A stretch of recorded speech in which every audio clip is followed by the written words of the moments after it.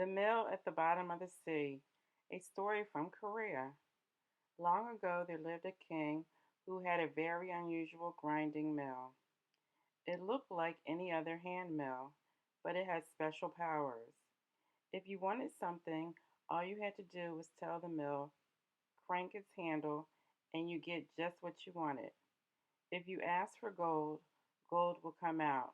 If you asked for rice, rice would come out. Whatever you wanted, the mill would give it to you.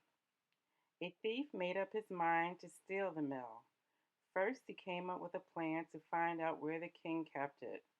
He dressed like a wealthy man and visited one of the king's counselors. They chatted about this and that, and finally the thief said, I heard that the king buried his mill in the ground because he doesn't trust counselors. Where did you hear such talk? Asked the official. The king trusts me and his other counselors completely. That's what I heard from people in the countryside, said the thief, happy he had sparked the man's anger.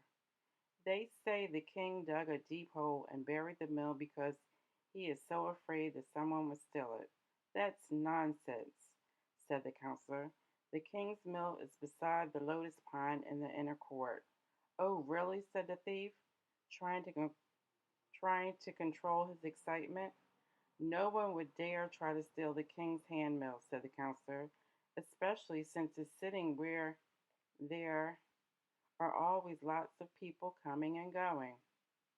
The thief was so excited that all he could say was yes, and that's right, until he was able to leave.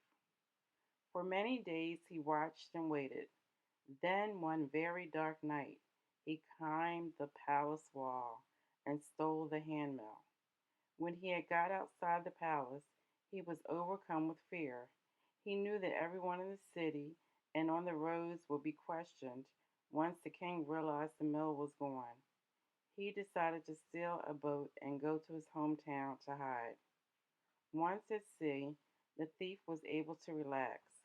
He began to sing and dance as he thought about how rich he was going to be. Then he thought about what to request from the handmill. He decided not to ask for gold because people would be suspicious if he suddenly became wealthy. I've got it. I'll ask for salt. Everyone needs salt. I can sell it and become a rich man. I'll be the richest man in the country. He fell down on his knees and began turning the handmill, demanding salt. Make me some salt. And sure enough, the salt began to pour out of the mill.